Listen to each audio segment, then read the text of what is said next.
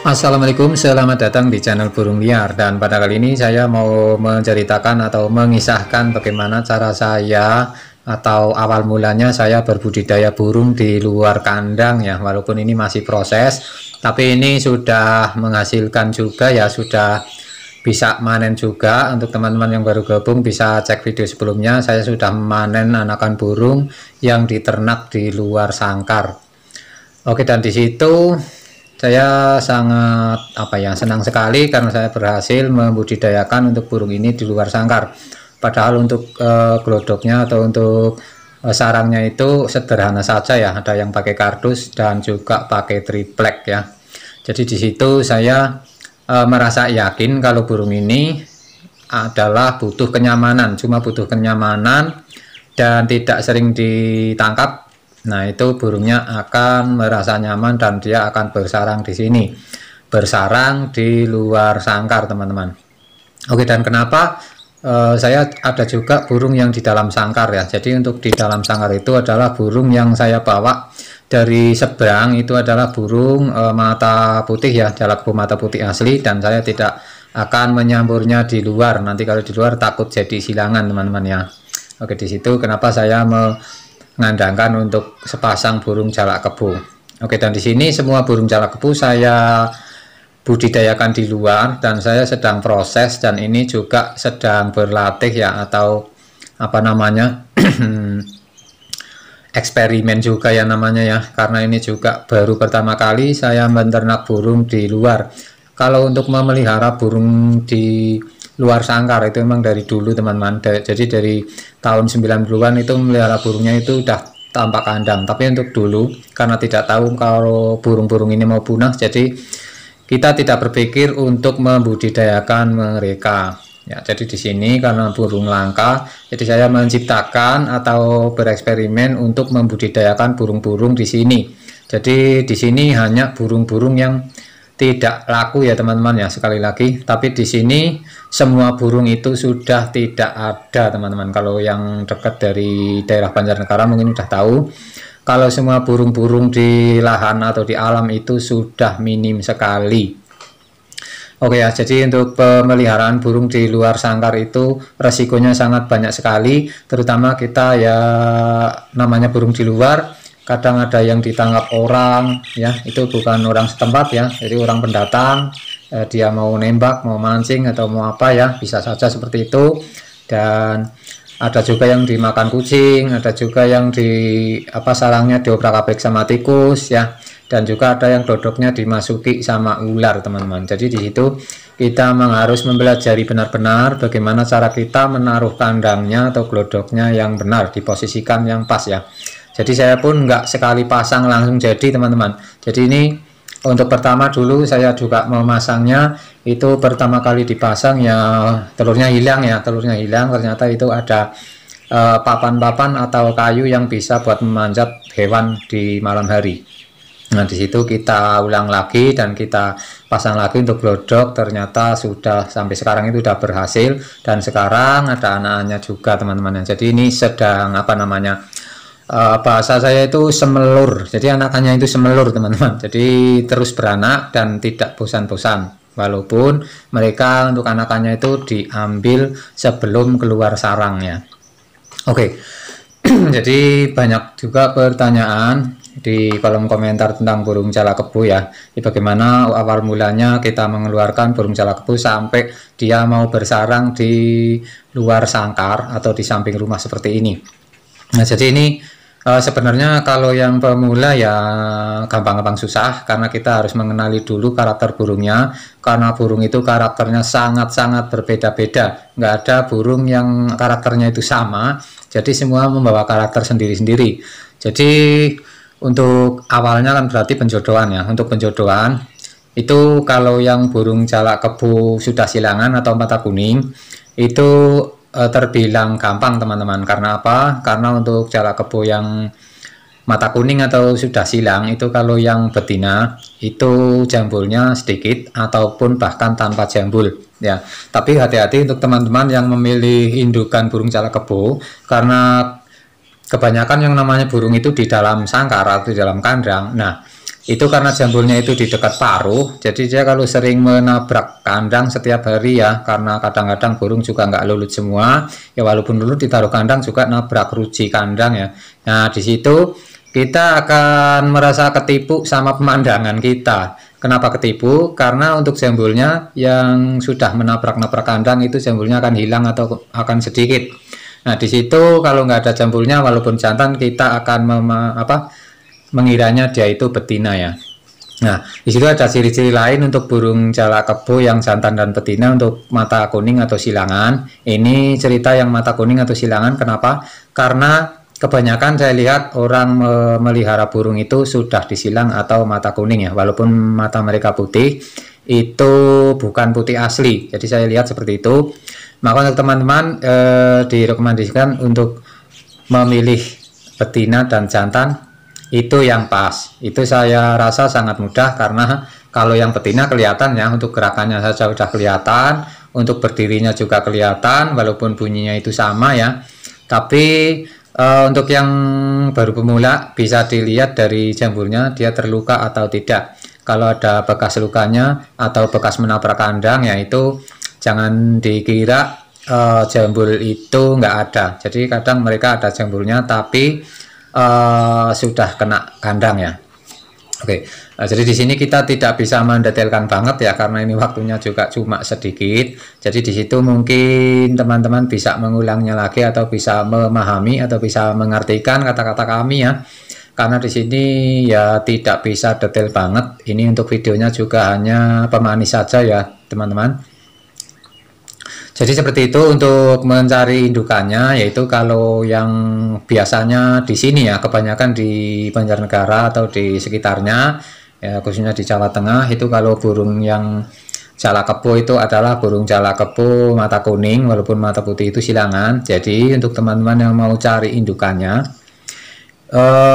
carilah yang tidak berjambul atau jambulnya sedikit, itu untuk betina. Dan untuk yang jantan udah kelihatan ya, semua burung jantan mata kuning atau mata putih yang asli atau silangan itu semua berjambul, walaupun mereka tidak berjambul tapi itu karena sudah terkena kandang ya. Jadi banyak yang tertipu seperti itu. Jadi ada yang jantan dikira betina karena mereka jalannya nggak berdiri tegak ya. Kenapa ada burung yang nggak berdiri tegak? Karena itu sudah lama atau kebanyakan di kandang kecil teman-teman. Oke ya.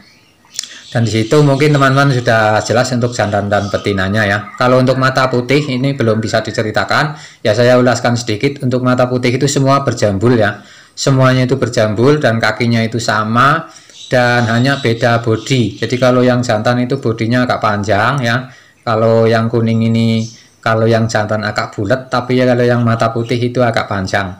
Dan kalau yang betina, kalau yang asli mata putih ya, yang asli itu badannya itu agak-agak bulat dan warnanya itu enggak begitu abu-abu ya, jadi ada warna kemerah-merahan ya. Pokoknya agak-agak susah ya dicari. Pokoknya intinya kalau teman-teman mau pelihara burung yang mudah atau gampang diternak ya, jadi teman-teman nggak harus mengambil cuma 2. Jadi saya sarankan ambillah sampai 5 atau 6 ekor, dan mereka untuk berjodoh ya, itu untuk awal berjodoh aja susah ya. Jadi kita harus mengolonikan mereka kalau kita nggak paham. Kalau dijodohkan ya bisa, tapi kadang ya makan waktu lama. Jadi untuk rekomendasinya untuk teman-teman yang baru pemula, kolonilah atau campurkan burung-burung ini ya, burung-burung jalak kebo sampai beberapa pasang, sampai beberapa ekor dan dicampur. Ya kalau belum birahi itu jarang untuk tarung teman-teman, jadi mereka itu nggak tarung, tapi kita bisa memantaunya. Paling tidak ada tanda-tanda mereka jantan dan betinanya, itu ada tanda-tandanya ya. Tanda-tandanya seperti apa ya, kadang-kadang dikolonikan pun, dicampur pun itu kadang ada yang kawin teman-teman, dan kalau tidak mereka akan selalu berjejeran. Nah itu kalau sudah berjejer teman-teman nggak hafal ya, tinggal semprot saja, berarti yang basah itu yang teman-teman pilih. Nah itu untuk penjodohannya. Dan untuk yang kedua ini adalah untuk menternak di luar ya. Nah jadi ini yang kisah-kisah yang sangat sulit untuk didengar tapi sangat gampang untuk ditiru teman-teman. Kalau mendengar ternak di luar itu emang kayaknya nggak bisa, sulit. Tapi kalau kita bisa melakukannya, kita bisa mengeksperimen atau mencobanya, itu sangat mudah teman-teman. Itu bukan hanya burung jalak kebo di sini, kita juga mengeksperimenkan untuk burung-burung lain seperti ciblek, terus gereja ya, walaupun belum berhasil, tapi kita sedang mencobanya. Dan untuk yang lain, untuk burung-burung kecil lainnya itu kita sedang membuat budidaya di luar kandang teman-teman. Tapi ini karena yang sudah berhasil adalah jalak kebo ya kita ceritakan, dan di tempat-tempat kita itu yang banyak juga jalak kebo untuk yang dipelihara teman-teman semua ya. Oke, untuk kelanjutannya itu di luar sangkarnya kalau udah jodoh atau proses ternak di luar sangkarnya untuk burung jalak kebo ya, untuk teman-teman yang pemula. Jadi di sini tuh kalau sudah jodoh, teman-teman sudah memastikan kalau burung yang teman-teman pilih itu sudah jodoh, lepaskan yang satu. Jadi jangan lepaskan sekaligus ya. Kemarin ada berkomentar juga, ini komentarnya saya cari nggak ada, ini kemarin ada ya. Komentarnya itu melepaskan burung atau meniru atau bereksperimen seperti channelnya burung liar, itu katanya malah hilang semua. Nah, itu ada caranya teman-teman. Jadi caranya itu burung itu harus sudah jodoh, dan setelah jodoh teman-teman harus melepaskan salah satu burung jalak kebo yang sudah jodoh tersebut. Jadi yang dilepaskan itu yang jantannya dulu, dan kalau mereka sudah birahi, mereka akan mengangkut sarang ya, atau akan mencari glodok di sebelahnya, karena nggak mungkin jauh-jauh, karena kalau sudah birahi itu burung tidak akan mau jauh dengan pasangannya teman-teman ya, hampir mirip seperti manusia ya. Dan di situ kalau mereka sudah ada yang ngangkut sarang ya, untuk jantannya udah ngangkut sarang ya, berarti nanti sekitar 3 hari teman-teman bisa melepaskan untuk betinanya, dan saya jamin burung itu sudah kita nggak perlu karakter lagi, nggak perlu membaca burung atau nggak perlu membaca karakter burung ini ya. Jadi mereka sudah pasti mau bersarang di glodok selagi glodok itu aman dari pantauan manusia yang dekat atau pantauan hewan teman-teman, hewan-hewan liar seperti kucing ya. Nah, di situ setelah setelah bersarang ya udah kita tinggal memantaunya dari jauh ya. Jadi untuk memantaunya untuk hewan-hewan atau gangguan apapun. Nah, kalau udah biasa seperti di sini kan udah biasa ya. Jadi kucing pun lewat itu dari jauh, dan ya seperti biasa kalau di sini di glodok udah 2 kali itu ada yang hilang 1 ya. Jadi ini kemarin saya sisakan 2 pun tadi saya lihat itu tinggal 1, tapi nggak apa-apa karena ini udah menghasilkan 4 ekor, jadi udah berbeda jauh dari ternak di dalam sangkar ya. Mereka biasanya nelur 3 dan menetasnya pun ya 3 atau enggak ya 2 ya. Kalau di luar sangkar itu lebih banyak, dia mampu mengeluarkan telur sampai 6 butir teman-teman ya. Jadi 4 sampai 6 seperti itu ya. Jadi rata-rata seperti itu, dan mereka kebanyakan akan menetas, dan setelah menetas anak-anaknya pun mau hidup teman-teman. Jadi kenapa di sini saya kasih makan? Ini karena buat contoh saja, karena di sini sedang di video ya, biar mereka di rumah nggak mencari makan di sawah-sawah atau di lahan-lahan ya. Jadi ini biar terlihat di sini, dan teman-teman bisa meyakinkan kalau burung ini bisa dibudidayakan di luar rumah, dan caranya pun tadi sudah kita ceritakan dari awal ya. Oke, jadi untuk yang belum paham silahkan teman-teman berkomentar. Ya, nanti pasti kita jawab ya. Kita selalu memantau komentar, kalau bukan spam itu komentar akan muncul di kolom komentar, dan memberitahuannya juga, dan kita selalu membalasnya ya. Oke. Dan mungkin di situ teman-teman sudah paham bagaimana cara saya membudidayakan atau menternak burung-burung di luar sangkar. Jadi nggak gampang ya, nggak gampang, tapi ya banyak resiko teman-teman. Jadi di sini untuk lokasinya juga banyak hewan, banyak kucing ya. Jadi untuk teman-teman yang ada yang berkomentar juga, itu burungnya lebih baik di kandangan saja, karena nggak di kandang itu malah percuma saja dimakan hewan-hewan ataupun ditangkap orang.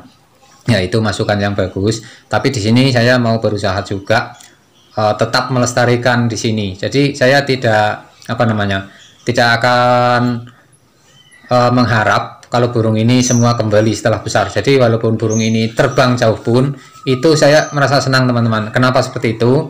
Karena saya yakin burung ini kalau terbang itu di alam. Karena kenapa di alam ya? Karena ini rumah saya itu ya di tengah-tengah alam teman. Jadi ini cuma satu desa di sini. Jadi untuk pinggir-pinggirnya itu adalah sungai ya, sungai yang besar di pinggir kiri, kanan, atas dan bawah ya. Jadi itu semua adalah sungai dan alam. Jadi di sana itu ada gunung-gunung, ada pohon-pohon yang sangat rindang, yang sangat bagus, yang sangat cocok untuk burung-burung ini. Dan masalah mereka ditangkap sama orang di sana ya kita nggak bisa memantaunya juga, nggak bisa memastikan juga ya, karena burung-burung di sini yang kita lestarikan itu adalah burung yang tidak harganya. Jadi hanya orang bodoh saja yang mau menangkap burung-burung saya dilepaskan, karena itu burung yang nggak ada harganya. Bahkan mereka kalau yang dipelihara itu jarang yang hidup, karena di sini makanannya itu sangat berbeda. Ya contohnya kayak burung LB ya. Kalau burung LB itu walaupun ditangkap ya yang nangkap itu harus berkorban membeli makanan teman. Padahal untuk burung LB itu udah nggak laku. Nah caranya seperti itu.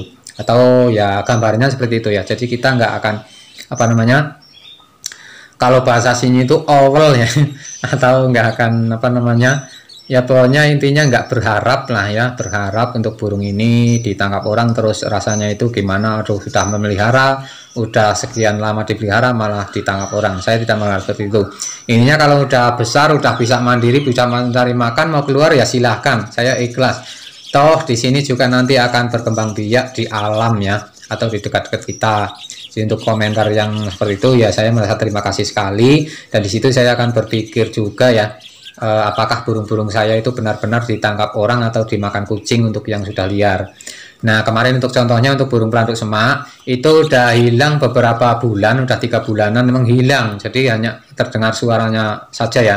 Tapi ternyata setelah dipantau dia membawa makan dari rumah, itu saya pantau ketemu sarangnya dan sampai saya ambil, dan sekarang saya sudah melepaskannya lagi teman-teman, walaupun mereka sering pulang ya. Jadi saya lepaskan itu belum bisa mandiri, tapi dia selalu apa namanya dipantau sama indukannya, karena indukannya itu tidurnya juga di rumah teman-teman ya. Seperti itu untuk gambarannya.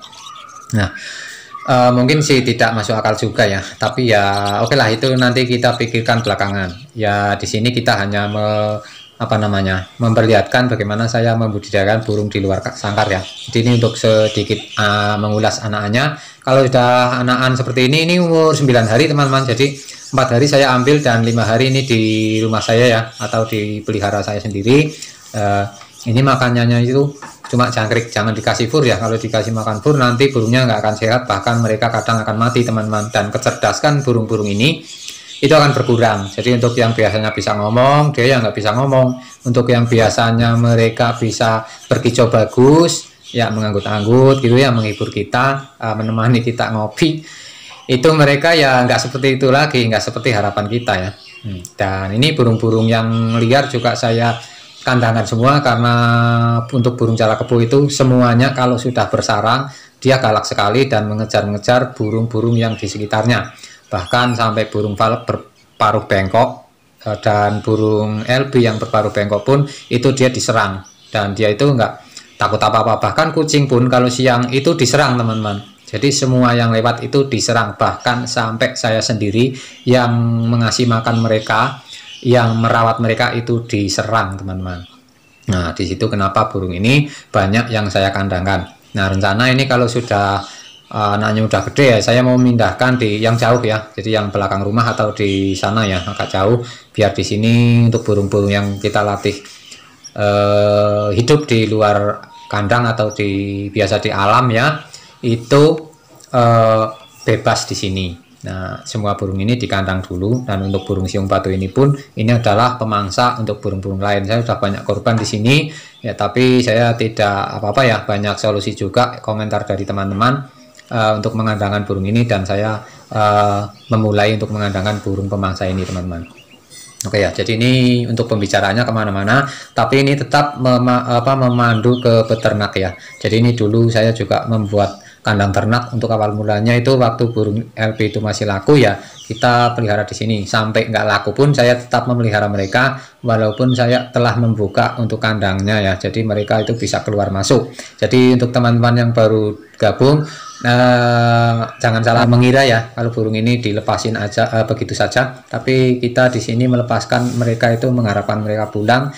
Dan saya juga selalu mengasih makan mereka full atau komplit ya, baik dari jagung, daun kangkung, air bersih, dan juga millet makanan mereka, karena di sini itu nggak ada ya, nggak ada makanan Oke, di sini mungkin sudah cukup ya teman-teman ya, bagaimana cara saya membudidayakan burung di luar. Semoga teman-teman bisa menirukan atau bisa mencontohkan cara ini dan semoga berhasil dan semoga alam ini kembali lestari seperti tahun dulu. Terima kasih.